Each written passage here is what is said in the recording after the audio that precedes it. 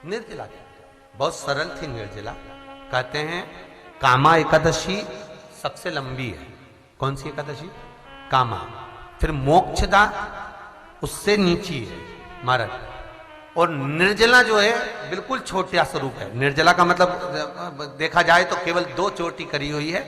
मस्तक पर भोर लगा हुआ है निर्जला के, माथे पर बिंदी लगी हुई है निर्जला के, सुंदर गले में तुलसी की मालाएं पहनी है निर्जला, हाथ में जो हथ फूल जैसी माताएं पहले पहनती थी, आपको ध्यान में होगा, ऐसा बड़ा फूल होता था, अंगूठियां पड़ी होती थी, हाथ में ऐसा लगा रहता है। तो निर्जला हथ फूल भी तुलसी के धारण करी। बड़ा सुंदर स्वरूप है माता निर्जला का महाराज। छोटी है तो माता लक्ष्मी उनके पास में गई और निर्जला से जाकर पूछा, निर्जला तेरे आने का कारण क्या है? तू बता। नारायण आपसे पूछ रहे हैं कि क्यों आई हो, किस लिए आई हो, क्या है तुम्हारे आने का कारण? निर्जला ने कहा, मेरी विनती केवल इतनी सी है मां कि मैं ये चाहती हूं कि मैं जीव के प्राण छूटने के बाद उसके प्राणों को जिस समय मैं लेकर जीवात्मा के प्राणों को परमात्मा तक भेजूं, बैकुंठ तक भेजूं, गौलोक धाम तक भेजूं, उस बीच में मुझे ले जाते समय कई नरक भी बीच में पड़ेंगे, कई स्थान ऐसे बैतरणी आदि के स्थान बीच में आएंगे, तो वो स्थान में मुझे रोका ना जाए, मैं सीधे भगवान के धाम पहुंच जाऊं। ऐसी कृपा, ऐसी दया। जितनी भी माताएं एकादशी का व्रत करती, बहुत ध्यान से सुनना आज की कथा को। शायद जिंदगी में मिली ना मिली, पर यह कथा का रिश्ता तो बहुत ध्यान से सुनना। स्कंद पुराण यहां तक कहती है कि इस कथा के चरित्र को जो श्रवण कर लेता है उसको 26 एकादशी करना भी नहीं पड़ती। इस एकादशी की केवल ये कथा सुनकर ही वो तर जाता है। बहुत ध्यान से सुनना इसको, कथा को। आज आई है प्रदोष व्रत के अंतर्गत, तो बड़े भाव से सुन लो इसको, है? बड़े प्रेम से। पुण्यदय नहीं वाली, जाओ तुम। क्या चाहती हो? जब मैं किसी, मान लो किसी ने मरने के बाद एकादशी का दान दिया है और एकादशी प्रदान कर दी और उस जीवात्मा को वो एकादशी का फल मिल गया और मिलने के बाद वो लेकर जा रहा हो।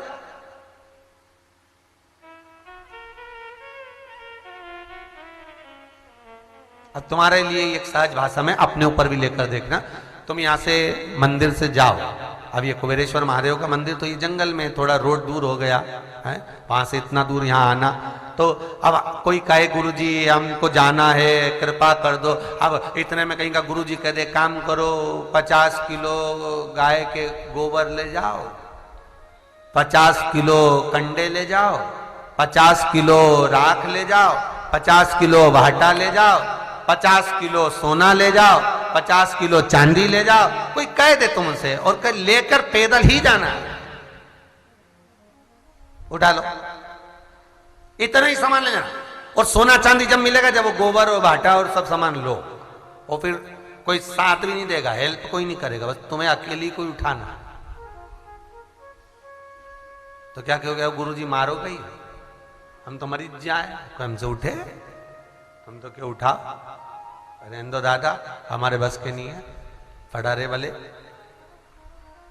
अब ले जाना है महाराज, तो एकादशी भी कर रही है कि इतने जीवात्मा जो मरी है, जो जीवात्मा के प्राण छूटे हैं, वो जीवात्मा ने पुण्य ही पुण्य थोड़ी ना करा कि सोना ही सोना मिले, चांदी चांदी मिले। भाई गोबर भी तो मिले और राख भी मिले। मतलब पुण्य के साथ में जो जीवात्मा प्राणों को त्यागी है, उसने पाप भी तो करा होगा, किसी को अपशब्द कहा होगा, ताने दिए होंगे, गाली दी होगी, कुछ गलत देखा होगा, गलत सुना होगा, किसी के लिए गलत व्यवहार रखा होगा, गलत विचार आया होगा। तो यही समझो ना कि भाटा 50 किलो लगाओ अंदाजा, राख बोलते जाओ 50 किलो, गोबर 50 किलो, 50 किलो, ये सब सामान भरने के बाद फिर सोना, फिर चांदी, तो साथ में तो सभी ले जाना पड़ेगा तुमको। जब प्राण छूटेंगे तो पुण्य साथ जाएगा तो पाप भी साथ जाएगा। तो अब दिक्कत ये अड़ी पड़ी है कि भजन कैसे धोया जाए। अब यहां से वहां तक भी तो जाना पड़ेगा, चौराहे तक, बिना गाड़ी के। तुम्हारा क्या विचार है? अब ये आखिरी की कथा है, बिल्कुल समझ जाओ, बिल्कुल अंतिम लेवल की कथा, आखिरी की। अब जाना है, सोना चांदी भी है 50-50 किलो, तो गोबर भी है, और वो सब भरा हुआ है, राख वाक भाटा भाटी सब जरा लेके तो सब जाना पड़ेगा। काम, आसक्ति, लोभ, तृष्णा, वासना, मोह, ये सब जो था, ये सारा पाप का जो भंडारा भरकर रखा है, ये लेके तो जाना पड़ेगा। ये कोई दूसरा कोई तो टोकेगा। भाई तुम जो जमीन जायदाद छोड़ के जाओगे वो परिवार के लोग भोग लेंगे, वो ठीक है, पर तुम्हारा पाप छोड़ कर जाओगे क्या? कौन छोड़ेगा? नहीं, पुण्य करा तो तुम्हारे साथ जाएगा और पाप करा तो तुम्हारे साथ जाएगा। ना बेटा भोगेगा ना पत्नी भोगेगी, तुमने किया तुम ही भोगो। वो तो पिंड दे के पिंड छुड़ा लेगी, इससे ज्यादा कुछ नहीं होगा। आखिरी में क्या दिया जाता है? अरे बोलो तो, पिंड। बेटा भी पिंड दे देगा, पत्नी पास में बैठकर पिंड दान करवा देगी और कह देगी बेटा ये कई बार में पिंड दो और पिंड छुड़ाओ, आपने को चक्कर में पड़ना ही नहीं, इनका पाप इनका पुण्य इनके साथ ले जाओ। तो सबसे पहला पिंड तो वहीं हो जाता है जब मुर्दा अर्थी पर बनता है, वहीं पिंड दान करवा देते। एक पिंड यहीं रख दो छाती में, पिंड छुड़ाओ अभी से, खत्म, ले जाओ। अब ये पाप पुण्य कौन भोगेगा? बोलो बोलो, कौन भोगने वाला? सब तुम्हें ही भोगना है, ले जाओ। रात का भी बोरा, गोबर का भी, भाटा का भी, सोने का भी, चांदी का भी। अब यहां से वहीं तक पैदल लेके जाने, कमर टेढ़ी हो जाए, थोड़ी दूर चले तो सही। सारा बोरा एक के ऊपर एक, एक के ऊपर एक है। कई माताएं तो यहाँ आए तो वो हाल में अटैची ले जाने में कमर दुख जाए उनकी, दादा। अब अटैची में हालत ढीली हो जाए तो वो पाप और पुण्य के बोरे में क्या होगा, विचार करिए।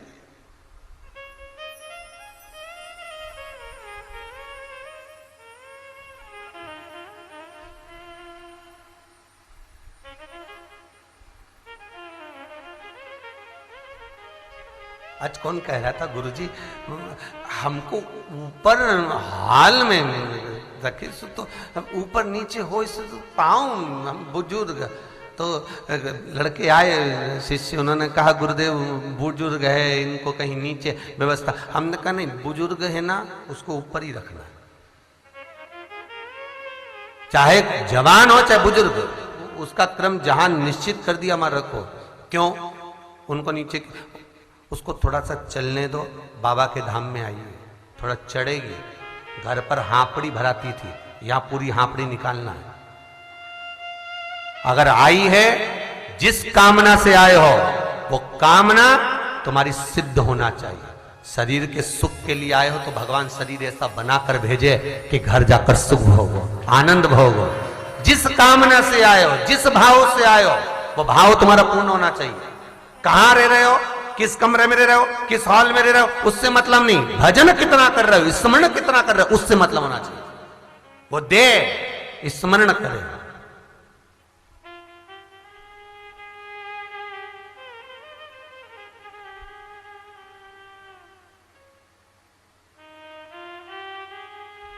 अच्छे वीआईपी कमरे में तो डनलप का गद्दा लगाए, खूब सुंदर बढ़िया कमरे में अटैच लेट बात में बढ़िया एसी में कूलर। ये तो अपने घर पे ही बना था, फिर यहाँ का आए रे?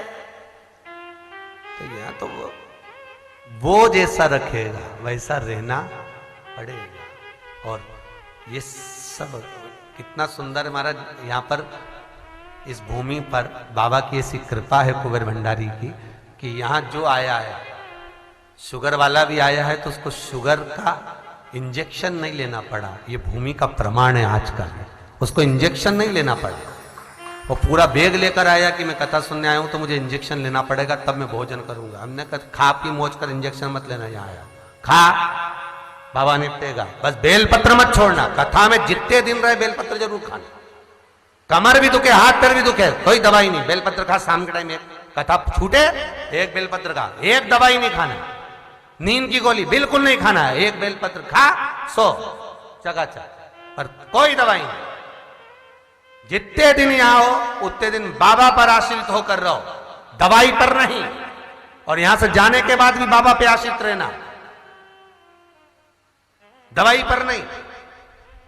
पूरे शरीर को खोखला कर लिया दवाई ले लेके। पाँव दुखा दवाई लो, सिर दुखा दवाई लो, कमर दुखी दवाई लो, ये दुखा दवाई लो। अब पूरा दवाई का घर कर लिया। एक डब्बा साथ लेके चले कि खुद ही डब्बा हो गई।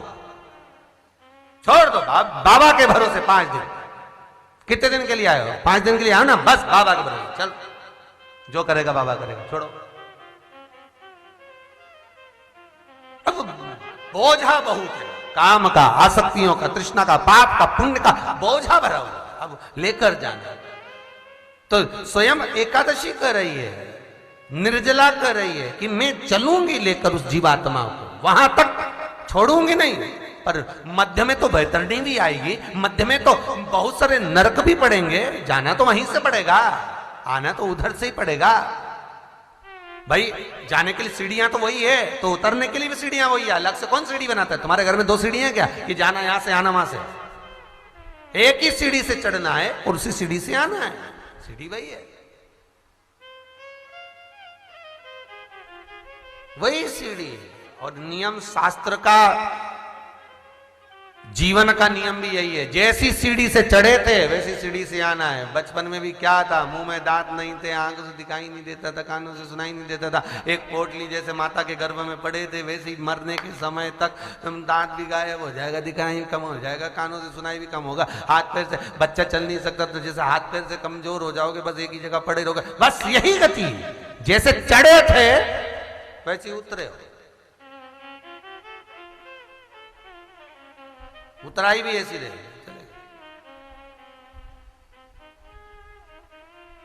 निर्जला कर।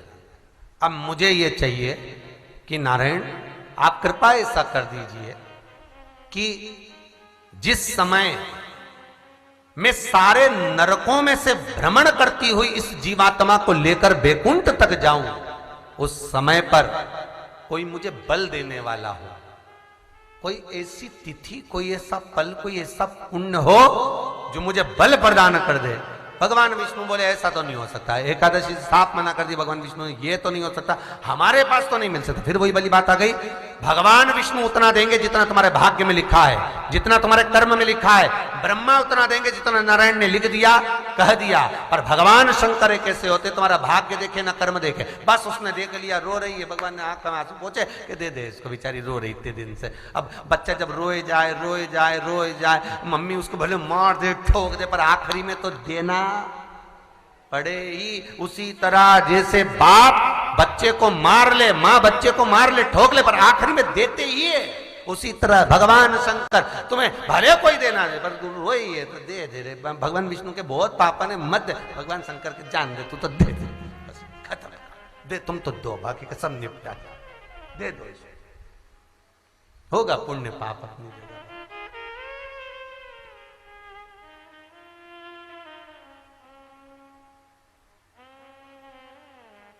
जो होगा देखा जाएगा। अब तुम दे दो।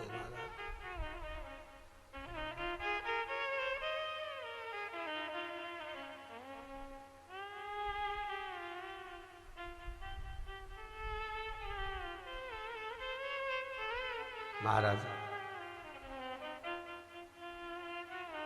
इसीलिए शास्त्र कहा, शिव कथा कर रही है, शंकर का अनुमोदन कर रहा है।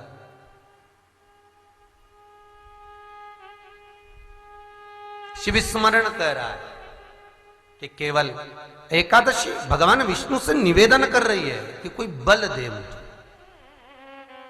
भगवान बोले ये नहीं हो सकता, तुम जाओ ब्रह्मा जी के पास, ब्रह्मदेव के पास में एकादशी पहुंच। ब्रह्मा जी के पास एकादशी पहुंची।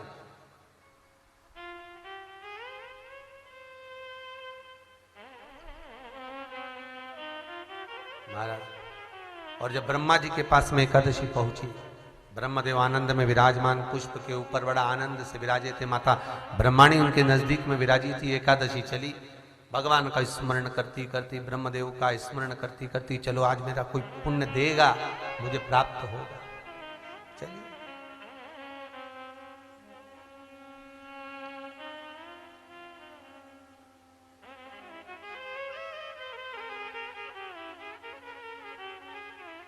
पहुंची। ब्रह्मा जी ने पूछा कैसे आना हुआ एकादशी? निर्जला तुम आई हो, क्या बात है? कहा महाराज जी मुझे बल प्रदान चाहिए। कहा मेरे पास नहीं हो सकता। कहाँ जाऊं? देवादिदेव महादेव के पास, शंकर जी के पास गई। वहां भगवान भूत भावन भूतेश्वर भस्मी रमाकर जटाजूड़ बांधकर सिर पर गंग, और बाबा का हृदय बड़ा आनंद चित्त, नेत्र बंद कर कर बाबा सुंदर भाव से विराजमान थे। चारों तरफ आनंद छाया हुआ था, ओंकार का धुन चल रहा था, नाद पड़ रहा था, दुमदुमियां बज रही थी। कैलाश पर्वत पर आनंद ही आनंद छाया।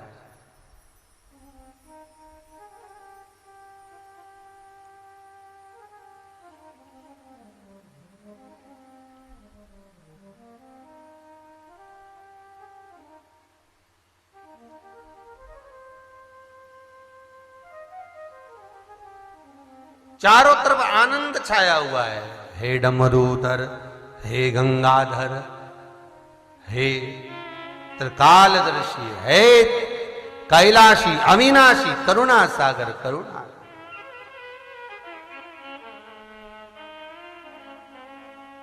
अब तुम कृपा करो भोलेनाथ जी, भक्तों को बचाने वाले। अब तुम कृपा